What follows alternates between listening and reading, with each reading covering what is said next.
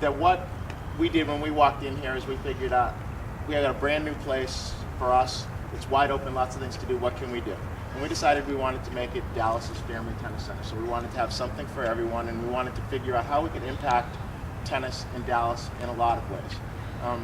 So one of the things that we said was we could bring in great people from other places to help us train ourselves, and then at the same time give exposure to anybody in the city of Dallas, and that's other coaches and players like yourselves. This isn't about us, this is about tennis, and we think the more you can play, the better. Had an opportunity to learn from someone. And has anybody read anything, the book Link or Tipping Point or Outliers? Okay. Guy by the name of Malcolm Gladwell. And he writes a lot about things, but then he has this book Outliers, which is about statistical anomalies. How are there places where these great things happen and can't really figure it out? And you think, well, the people must just be lucky or something. And so when I was looking at that, I ran across this gentleman, Kris Souter, and I'm not going to tell you exactly why Kris is an outlier. Hopefully he will tell you a little bit about the size of this facility versus the entire country of Scotland. But Kris is a coach from the LTA. He's from Scotland. He is a coach, tutor, and coach.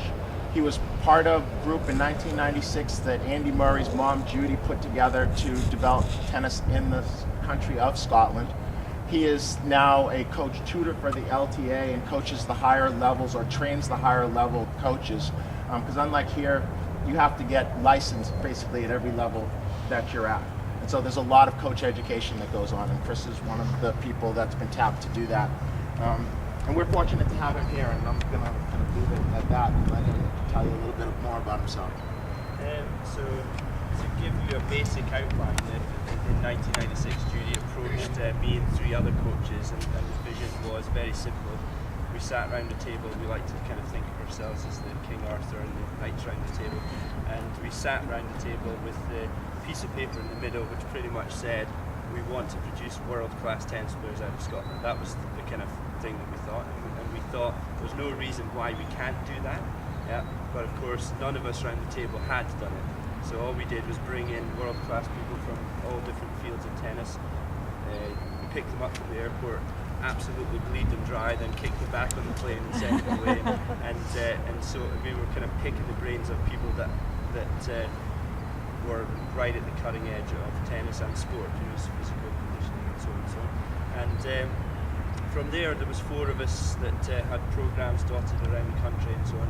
And to kind of cut to what you might know now, from that so that's in the last 14 years, we have had, I think the last count, I've added 2 more, so 15 British national champions from Scotland.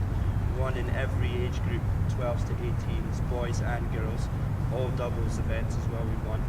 And you guys probably know our flagship player of Andy Murray, number 4 in the world.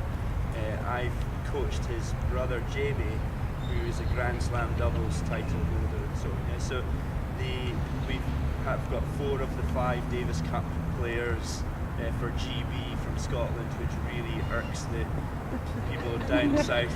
And we thought we'd let them have at least 1 player. But and we have the British number 1 female, Elena Boltacha, who is around the top 50 in the world at the moment.